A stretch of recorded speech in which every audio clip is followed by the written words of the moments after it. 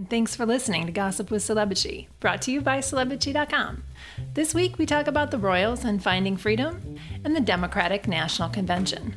Our user feedback is about how awesome we are, and we end with our weekly feature, The Comments of the Week. The stories, photos, and tweets we talk about can be found at Celebrity.com/podcast under episode 64. Hi, I'm Katie, the founder and editor of Celebrity.com, and I write as Celebrity. I'm Chandra, I write as Kaiser, and I'm the head writer for Celebrity.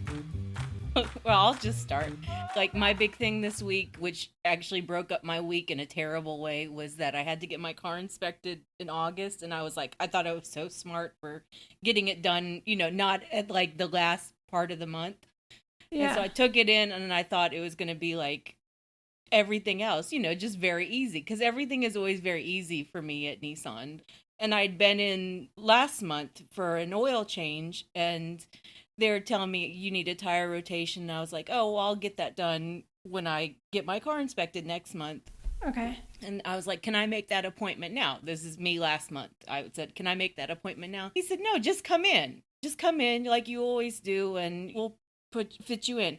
So I arrive there, and I'm like, I need an inspection and my tire rotation this week. And he said, you needed to schedule an appointment. Oh, what a jerk. Was it the same guy? No, it wasn't the same guy. Oh. I was just about to, like, bitch him out entirely, and he went, whoa. He said, we'll fit you in. You can stay, we'll fit you in. Wow. That's terrible when one person tells you one thing and then the other person tells you something else, especially when it wastes your time. And then it turned out that my tires were fucked up, or one tire was fucked up. And so I had to go back and get a new tire and all this. Oh, man. I'm so sorry. That's shit. Crazy. So my son got his learner's permit this week, and he's been driving for the first time. And everyone told me, oh, you must be so stressed out. Must be a lot to deal with. And I actually kind of like it. Like, for once, it's something I know how to do better than he does. I bet he's a good driver, though. He is pretty good, yeah. Like, he seems conscientious, and I feel like he will be a very good driver. Oh, thank you. Yeah, he is a good driver. He does little things like he doesn't slow down soon enough, or he drives really slow because he's like, well, I got to drive right at the speed limit. It's 25. I'm like, you're going 20. But well, that will change when his mom is not in the car. Yeah, well, he's trying to park like as close as he can to everything in the garage and leaving no room to get around the car. And well, it'll be fun when he gets his actual license and he can drive himself places. Yeah.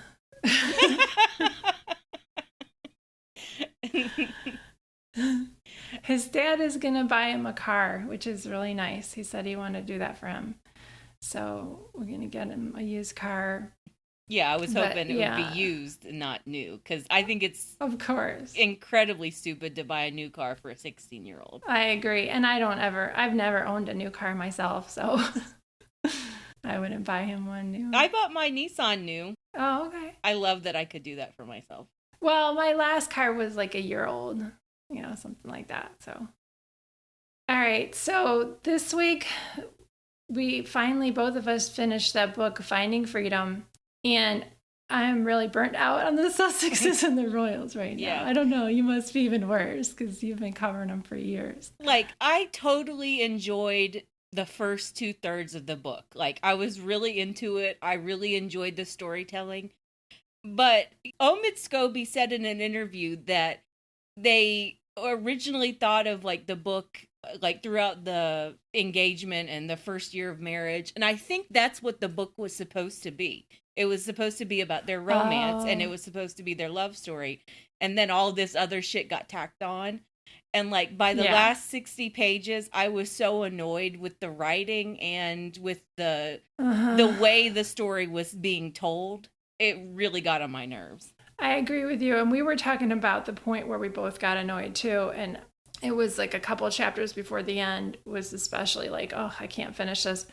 I got the book on tape a couple chapters before the end through that free Audible trial, and I was like, I'm just going to listen to it on tape. And I was listening to it in the car with my son, and he was making fun of the writing. Like he was laughing at it and saying it sounded like a romance novel and it was cheesy. First of all, the writing is really good in terms of not being annoying, not having run-on sentences, but it does feel cloying at the end of the book, and it feels very sugary. It's very sugary, and you can feel the agenda. And I mean, you could feel the agenda before that. Harry tucked into a roast at his granny's house on Sunday. It was just like blaring headline of, no, Harry does not blame his father. No, Harry does not blame the Queen. He's cool with both of them. Trust us. Believe us. He really likes the Queen. Yeah. You get it. That was happening. So, and Omid said he didn't give the book to the Sussexes to read or approve ahead of time, and he doesn't know if they read it. Yeah, so I'm sure they've read it. And I believe there are some parts where I'm like, oh, he's being a little bit shady, but he didn't go too far. It's complimentary towards the Sussexes, but he admits when they make a few mistakes. Yeah. So he's been doing his interviews where he's been throwing a little shade in the interviews, which is fun to watch. And he said that Meghan made Kate look incredibly old-fashioned. Which is true. Because Meghan, I mean, just with the way they dress, but also because Meghan was a feminist and she spoke out for certain issues. And he said he doesn't think they'll want to be working royals again, which is kind of like a no-brainer. But, I mean, it's interesting a little bit to me that he says that he thinks that they will go back to England to just do, charity work here and there. And that was originally the plan, but I thought the plan had probably changed in the past 5 months or so, but I guess not. Yeah. Oh, okay. Like they wouldn't be going back to England much. And then People magazine reported that the original plan was for them to split time between Canada and the UK. Who knows where they got that sourced from, but, then things changed. Yeah, I think that was probably a little PR fluff. Whatever leak from the Sussexes. Yeah. I do think the People magazine has sources that are probably, Meghan and Harry's new publicist. And I think... Yeah, they talked, yeah. And I think that Meghan and Harry wanted people to know that their original plan was to spend more time in Canada. And then shit changed. Yeah, the whole pandemic, too, changed everything as well. So we got a story from Emily Andrews, the Daily Mail's royal editor. It didn't come from her. It was in the Mirror, and they were reporting on this documentary on Channel 5 where Andrews spoke. And Katie Nichol. Katie Nichol and Emily Andrews, yeah. Oh. So Andrews said that Meghan's expectations for a friendly relationship with Kate were unrealistic, basically. And she said, if you look at it from the Cambridge's point of view, they don't know this woman at all. From their point of view, they absolutely did welcome her into the family. William and Kate invited Meghan and Harry to apartment 1A. Kate met Meghan pretty early on in the relationship. I think from William and Kate's point, they did try and help as much as possible, but they were at a very different stage of life. Mm-hmm. How are they helping her by having her over for dinner once? Well, and I mean, yeah, the story keeps changing because, 2 years ago, the version was completely different, that Kate was mentoring Meghan and all this shit. Yes. I think Finding Freedom got a lot of that right because Kate was barely in it. Because... Like whenever Kate did appear, she was like this ghost. She was a very mean and bitchy ghost. 1950s housewife ghost. Yeah, exactly. And what was interesting was what was left unsaid again about Finding Freedom of that. Meghan caught on that Kate was competing. Meghan caught on that Kate was not going to be a big help to her. So Meghan adjusted. We talked about this in Zoom, and Laura was saying how ridiculous it was that this was the evidence given that Kate was trying to help, that they invited her over once, and then Karen speaks at the end. Just reminded me about Will and Kate, the article about Meghan had unrealistic expectations of Kate. And even in that article, they were like, well, Kate met her and walked her into her home, and therefore that's all she needs. And I was like, it was so bad that you're trying to dress up her like going over there for dinner once as Kate being friendly. And so that's what that reminded me of. they keep changing the narrative. I mean, I thought, Kate was like providing all of this guidance and providing cooking vegan meals, even though she's not vegan. Now, I mean, it's like, which is true? So yeah, that's exactly what you were saying, that they didn't try, Kate didn't try, and that we've heard so many different versions of the story. First, Kate was helping so much, and now she helped a little bit. Yeah, and that wasn't it? I think in that same piece from Katie Nichols saying, well, Kate was just so busy. Like, doing fucking what? She's never busy. She has to teach Louis how to cook, remember? What is Kate doing with all of this time that she's working? I mean, she's having all these quote-unquote secret meetings that never materialize, and yeah. She's getting more buttons put on her clothes. Yeah, oh, poor top CEO Kate, just endlessly sewing buttons. That's her job. She's telling other people where to put them.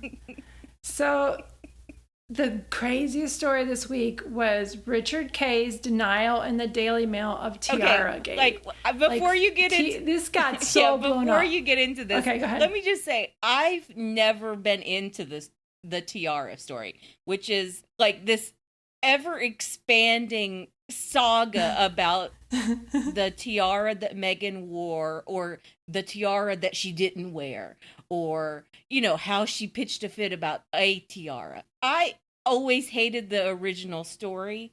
I always hated all of the speculation about the story, and by now I'm so fucking sick of talking about this goddamn tiara.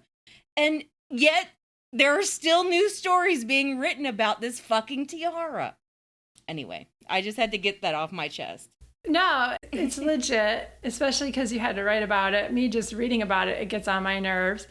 And they keep changing the story. And the story that Richard K is like a Cambridge source. Yeah, well. And the story that he wrote in the Daily Mail. Sorry, go ahead. I was just going to say, he's not like straight up Katie Nicholl type Cambridge person. Like Richard K he has a lot of deep sources in various palaces. Like, he's done dirty work for Charles before. Like, people will go to him and they'll say, I really want to make this royal look bad. And I think Angela Kelly went to Richard K and was like, you know what? I have another variation on this goddamn tiara story. So okay, so no, go ahead. This whole article is just insane. It's absolutely crazy. It is. It's completely fucking bonkers. And what happened was Omid Scobie gave this kind of off-the-cuff remark in an interview about how Harry asked his grandmother to put the pressure on Angela Kelly to release the tiara for Meghan's hair trial. No, right? First of all, Finding Freedom has an enormous tiara section. We covered that last week in the podcast too. Yeah. So Finding Freedom, it has this, I don't know, like 5 pages devoted to the tiara saga. I believe that story entirely in Finding Freedom. Like, I think that's the definitive version of what went down. And now, like, Omid Scobie keeps getting asked about it because people still want to talk about the fucking tiara. So Scobie, like, said something off the cuff, and all right, you go ahead. So Harry said to his grandmother, according to Scobie, I don't know what the hell is going on. This woman needs to make this work for my future wife. We don't know if it was an exact quote or if just Omid was kind of paraphrasing what Harry said. Yeah. Omid Scobie never claimed that he was directly quoting Harry. Yes. And then after that, the Sun ran a story that Harry did not yell at his grandmother, although no one claimed that he did. And then we got this story in the Daily Mail, which was obviously straight from Angela Kelly, which was nuts. And it focused on how Angela is like the bestie to the Queen. It started off with her stargazing with the Queen through Angela's personal telescope, and how she had a hard knock life and the Queen took a liking to her, and who cares? And then went off on the fact that he called her this woman that Harry allegedly, according to Omid Scobie, but who knows if that's a direct quote, said this woman needs to make this work for my future wife, Well, according to Richard Kay, that was so hypocritical because Harry took offense, according to the book, with William calling saying this girl. Meghan this girl. He said, take as much time as you need to get to know this girl. Don't feel like you need to rush it. So, oh my God, that little detail, the fact that they glommed onto that and had a hissy about this woman versus this girl, and this whole article, it sounded like the Queen and Angela Kelly were lovers. People were seeing it sounded like the favorite. Oh, yeah. Full on. Like, it makes it sound like they're late in life lovers or life partners, and that, like, Philip is the third wheel. They didn't even mention Philip. Oh, and, like, I mean, this is just a total sidebar. Philip, before the pandemic happened, he's been living separately from the Queen with other women. Like, there are women who live with him and take care of him. The whole Richard Kay piece was just fucking bonkers. And now I'm pretty convinced that Angela Kelly and the Queen are lovers. And you are too. And that Angela is the one leaking all the different tiara stories. Oh, yeah. Because this one had yet another version of that. 100% she's leaking them. Yeah. So we talked in Zoom about the way the press smears Meghan so that they can justify their treatment of her. And Zakiya compared it to an abusive relationship where the ex is like, my ex-wife is crazy. You know, I thought that was really insightful. And this is Zakiya and Karen. And so then with Harry and Meghan, what the courtiers had to do, they had to lie on her and say that she's demanding and she is standoffish and gouch and American, because look how horrible she is. And then that turn invalidates how bad they treat her in saying that she deserves to be treated this way because of the lie that they set up for her, then validates their behavior.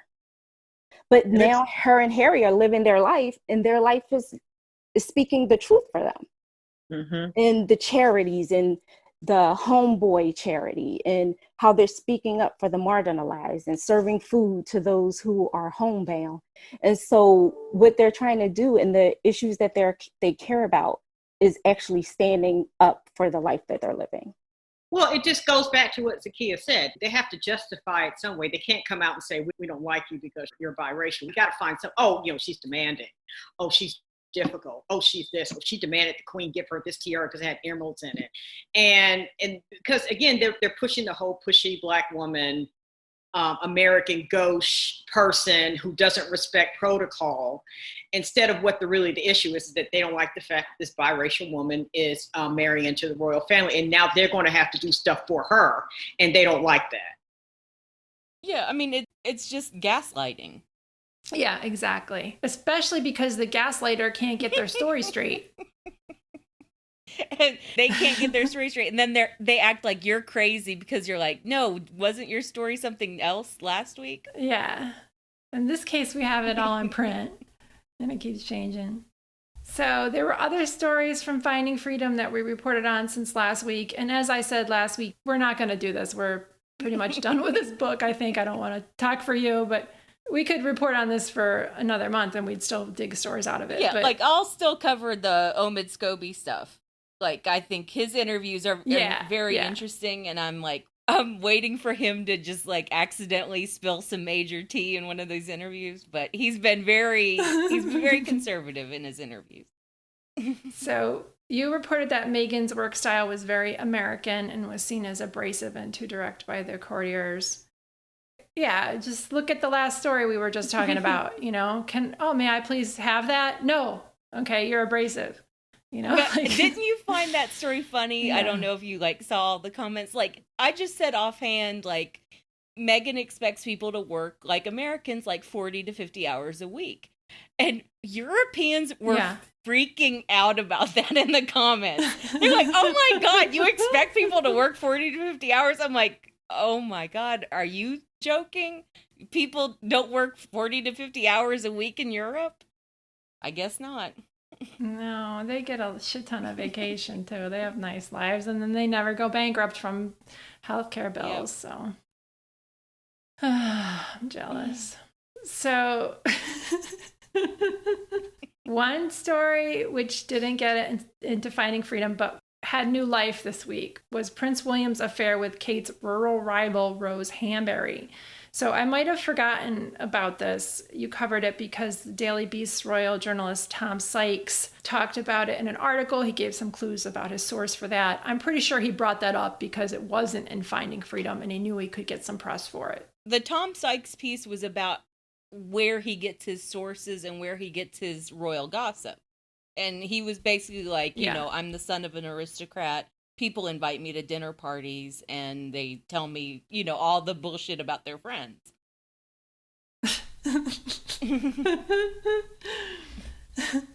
So he said he heard it at the dinner party attended by the daughter of an earl. Yeah. So it's one of the turnip toffs. Talk to him. Well, probably. He just said, I first heard the shocking rumors that Prince William was having an affair with one of his neighbors. He doesn't name Rose Hanbury. So, I mean, William could be banging all of his neighbors for all we know.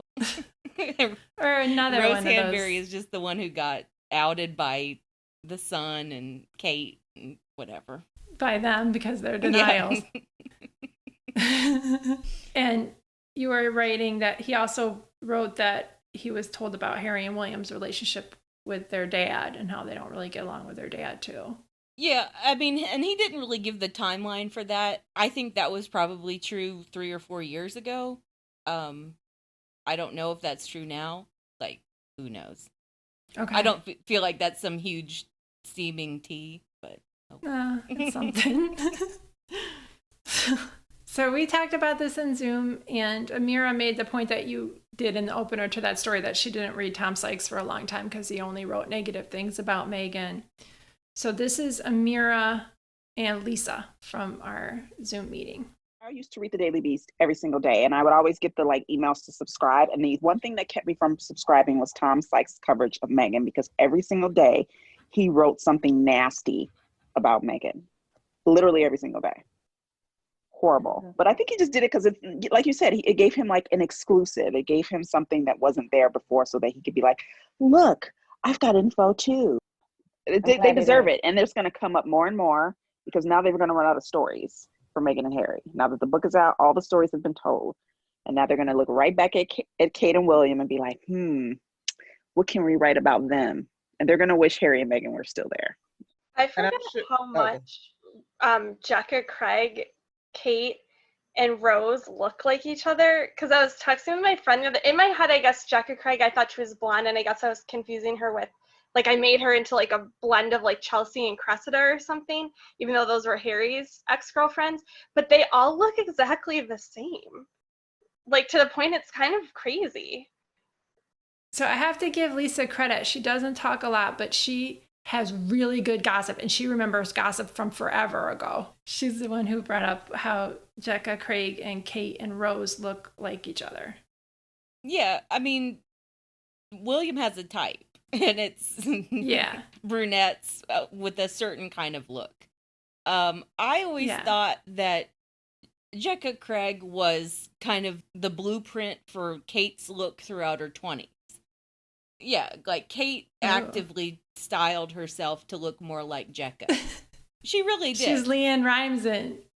Look at Kate in her 20s and like then look at Jekka. Yeah, it was totally like single white femaling Leanne Rimes type shit. Brandy Glanville. And now Kate is kind of, I feel like, aping Rose Hanbury a little bit. And Kate did the copy Kate thing to Meghan as well, if you remember. A little bit, yeah. You remember when she stepped out for that paparazzi outing and she wore the same color? And like she started wearing trousers right away as soon as Meghan did. Yeah. If she had a good relationship with her, that would have been cute. But it was like you adopt a little. Yeah, but it was like she was doing it out of insecurity and like, look at me, I was here first. Yeah. Remember me? She soon went back to her Diana cosplay, though. That's her comfort zone. Yeah, I mean, she's always got to copy someone because Kate has not a lot of personality on her own. So, like, she has to copy Jekka, she has to copy Rose, she has to copy Diana, she has to copy Meghan.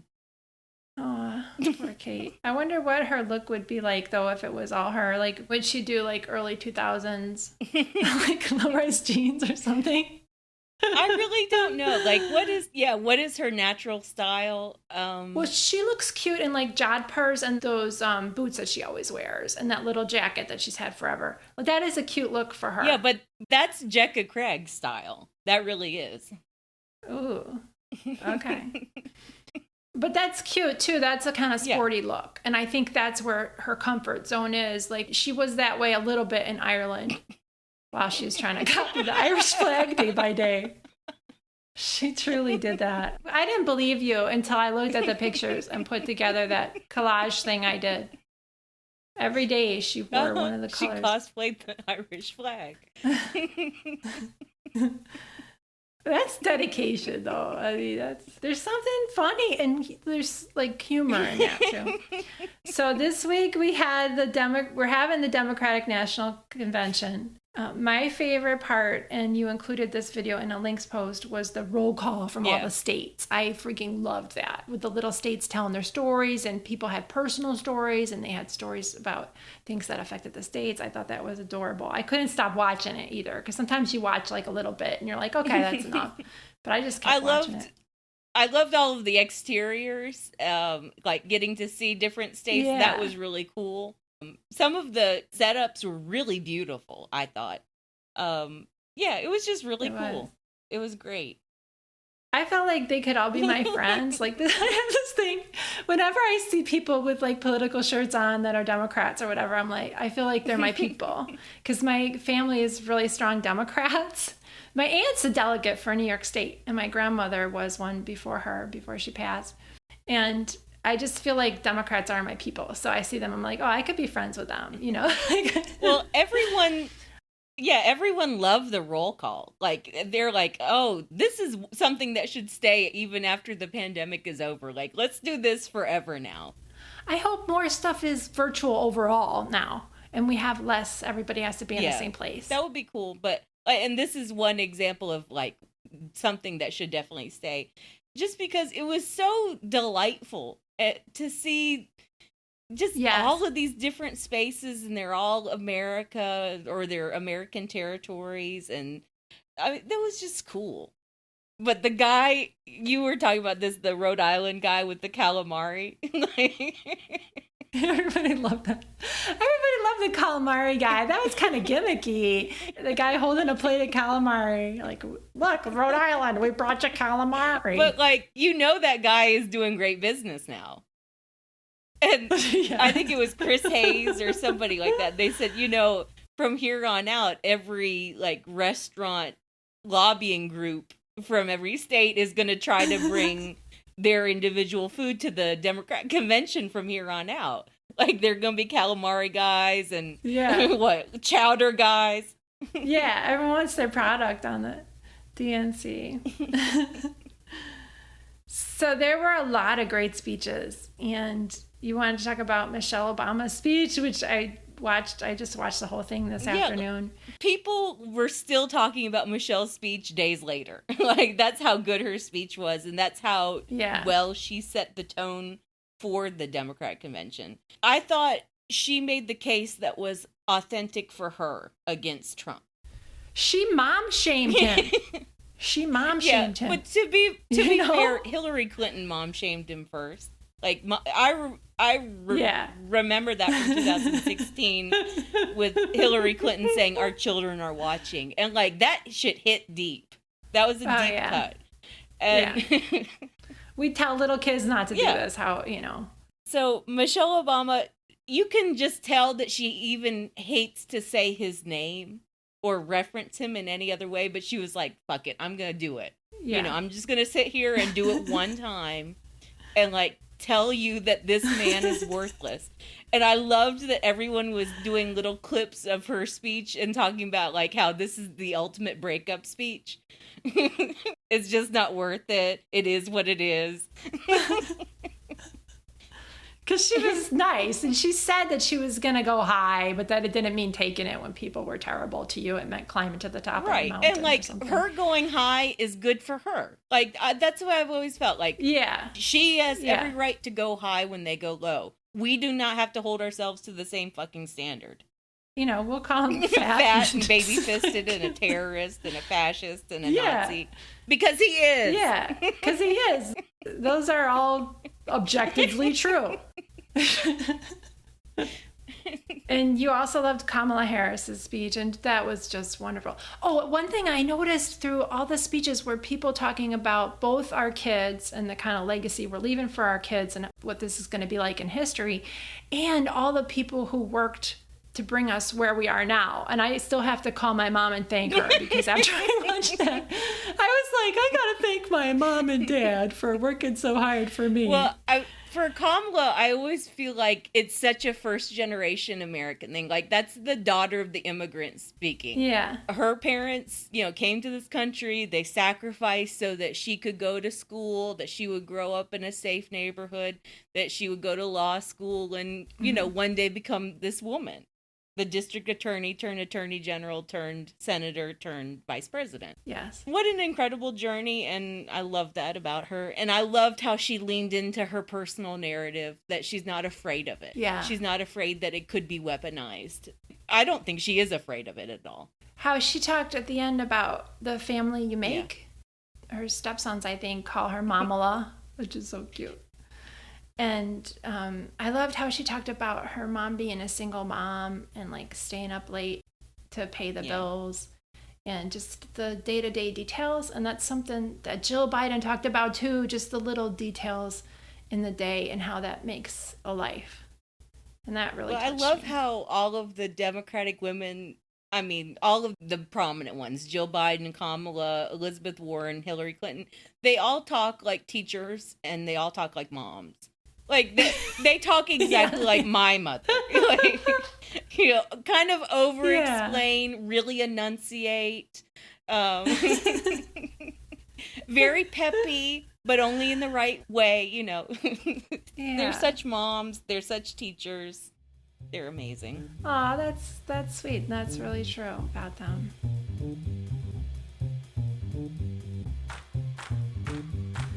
All right, let's move on to the user feedback. Thank you for everybody who sent us a nice email.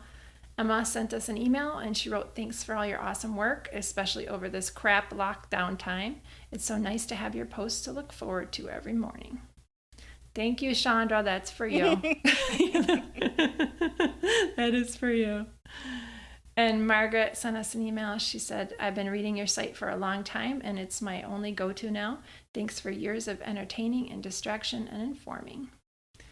You're welcome, Margaret. Thank you for reading us. If anyone wants to leave us a text or voicemail, the number is 434-218-3219. All right, let's move on to the comments of the week. So I cheated a little. I just picked a comment of the week from Twitter. So I would be prepared because last week I totally forgot. So the post I put up on Twitter about William and Rose's affair blew up. I guess a lot of people hadn't heard of it or they were glad that it was getting new life. And I used the picture of William in between Kate and Rose talking. And I'll put that in the post for this. Most people are going to know who that is or what that picture is. And Furqan Reisen tweeted, "Look how proud William is standing there between his two beautiful wives." Well, what's funny about going back to look at those particular photos, they're from a fundraiser from, it would have been 2016 or something like that. Rose and Kate were friends, but like William looks so kind of weird and stressed out in every photo. Yeah. Maybe sheepish. Yeah. I don't think he gets sheepish though. Do you think? He just gets arrogant and defensive. Anyway. So my comment of the week, I had two comments of the week, and they were both from the Novak Djokovic interview with the New York Times, which is like blowing up in the tennis community because he's so fucking arrogant and he won't admit that he made some terrible mistakes. He won't even like talk about how, oh, right, tons of people got coronavirus because of the tour that he organized. Yeah. So, yeah, he's in New York, and they're going to be playing tennis in New York for, like, the next 3 weeks, which is going to be awesome because I really miss tennis. But I'm not looking forward to like Djokovic having to like defend this particular interview, which I know he's going to be asked about a million times. Because he said he doesn't want to get a vaccine for coronavirus. Oh yeah, that was like the whole other thing of like his like anti-vax weirdness, where he's like, I'm not totally against vaccines, I just don't want to get them. Like, what the hell? Okay. So Lindy wrote, every word he says makes him sound like the entitled prick he probably is, based on many people's encounters with him. It's crazy how men like this, no matter where they're from or what their background is, sounding like they speak from the same script. Defensive, whiny, false sense of martyrdom. I guess everyone blames me. I'll just have to take the blame, even though I'm not to blame, but fine. As long as you know that I'm not to blame for the thing I did, because it was totally fun and I do it again. Which is exactly, like, almost exactly what he said. And then she ended the comment with, it's 2020, I'm 43, and I'm so tired of men like this. And that's very profound and true. And then Tyrant Destroyed said, I don't understand why the media keeps asking this ham to give his humble opinion about health during pandemics. It's clear that this man only cares about himself, and that's about it. He's the Justin Timberlake of tennis, which is another profound comment. Yeah, because Justin Timberlake is also married to an anti-vaxxer. Exactly. So he does both ways. Narcissist. Yeah, narcissist, anti-vaxxer, married to a bonkers conspiracist. All right. Thanks for listening, bitches. Fuck the police. Thanks, bitches. Fuck the police.